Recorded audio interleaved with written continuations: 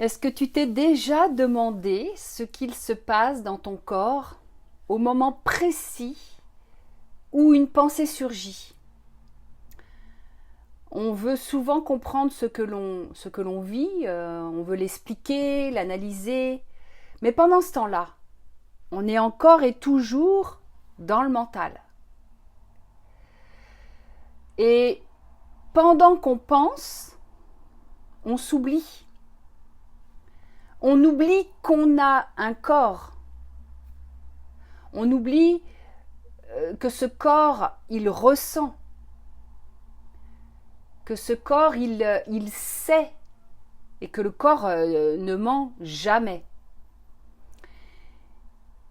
Le corps ne commande jamais. Il ne juge pas. Il montre. Il exprime. Il indique. C'est un indicateur extraordinaire. Et du coup, quand une pensée difficile arrive, eh bien, essaye cette chose-là. Ne pars pas dans ton histoire. Ne suis pas cette histoire dans des justifications. Reviens dans ton corps. Et où est-ce que ça sert? Où est-ce que ça chauffe, ça pique? Où est-ce que tu ressens une pression au niveau du corps? Où est-ce que ça se fige dans ton corps? Et observe ça, ressens-le, sans te corriger, sans chercher à fuir. Pourquoi? Parce que le mental veut avoir le dernier mot, alors que le corps, lui, veut te ramener à la vérité du moment. Tu as juste besoin de ressentir ce que ça fait dans ton corps. Et là, une bascule intérieure peut s'opérer. Tu passes de la tête à ton cœur. Et c'est un chemin de retour à soi. C'est pas un concept. Tu vois, c'est pas un concept, c'est plutôt une expérience vivante de revenir dans le corps. Et est-ce que tu veux vraiment sortir de ton mental? Alors pour ça, c'est facile. Descends profondément dans ton corps. C'est là que ta vérité t'attend patiemment en fait. Par exemple, je te donne un exemple. Quand tu as une pensée qui dit, par exemple, je ne vais pas y arriver, si tu restes dans cette dévalorisation, si tu restes dans ta tête, ben le mental, lui, il analyse, il compare. Et alors que si tu descends dans ton corps, ben tu vas remarquer peut-être que tu as une boule au ventre, tu as une tension dans la poitrine. Et c'est là que tu peux accueillir ce qui se vit vraiment. Cet exemple, en fait, va t'aider à te projeter et à t'identifier à un de tes problèmes que tu as envie de libérer. Par exemple, si tu veux, je te propose un moment de pratique. Tu fermes les yeux un instant et laisse venir une pensée qui t'agite souvent. J'y arriverai pas, je suis pas à la hauteur, etc. Et plutôt que de la suivre dans ta tête, tourne ton attention vers le corps. Qu'est-ce que ça te fait? Prends ton temps, évidemment. Tu peux arrêter la vidéo. Et regarde où est-ce que ça se passe dans ton corps. Qu'est-ce que tu ressens?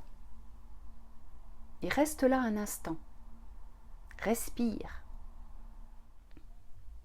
Voilà. Respire. Reviens ici.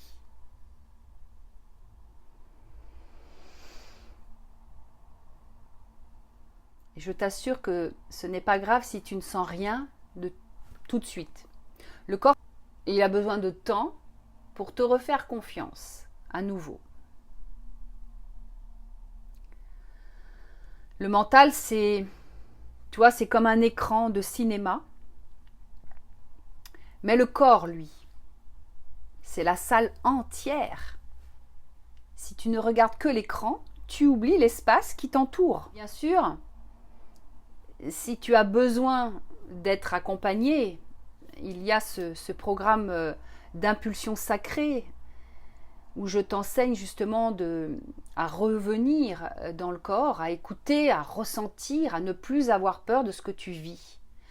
Parce que c'est en ressentant que tu libères et non pas en pensant, non pas en restant dans ta tête. Et si tu veux vraiment avoir ton autonomie, bien peut-être que tu as besoin de te faire coacher, peut-être que tu as besoin d'un amplificateur pour t'aider à revenir ici et maintenant, pour t'aider à comprendre comment le jeu de la pensée vient en fait, elle vient t'hypnotiser. Et du coup, tu n'es plus du tout dans la conscience quand c'est comme ça. Tu vois ? Et le programme de l'impulsion sacrée, en fait, te permet pas à pas, déjà de comprendre. Il y a un petit peu de théorie parce qu'il faut quand même que tu comprennes ce fonctionnement humain. Et quand tu as compris ça, en tout cas, moi je sais que quand j'ai eu des déclics, et surtout le dernier déclic qui a été fatal pour mon mental, c'est ma formation de déshypnose, où j'ai entendu des mots et je me suis dit, mais oui, le mental en fait est qu'un programme, et toutes les pensées qui se projettent sur l'écran de cinéma, c'est que du vent en fait. Donc, laisse-toi guider. Je vais refaire plein de vidéos, des petites pratiques comme ça, pour t'aider en fait à y voir plus clair, et surtout à revenir à ton corps. Ton corps est le véhicule, c'est la porte par lequel tu peux tout voir. Voilà. Ce véhicule, il est extraordinaire, il est miraculeux d'ailleurs, quand tu regardes vraiment le fonctionnement du corps. Parce que le corps, comme il ne ment pas, il ressent tout, il te dit tout à la nanoseconde. Et si tu l'écoutes, tu vas forcément entendre ce qui se dit dans la tête aussi. Et tu vas pouvoir rééduquer tout ce que tu ne veux plus voir, tout ce qui est inutile. La souffrance, elle est inutile à un moment donné. Elle est utile pour t'élever, pour ascensionner, pour faire un tremplin. Mais à un moment donné, lâche la souffrance et suis le corps. Le corps. Voilà ce que je voulais te dire aujourd'hui. À très très vite.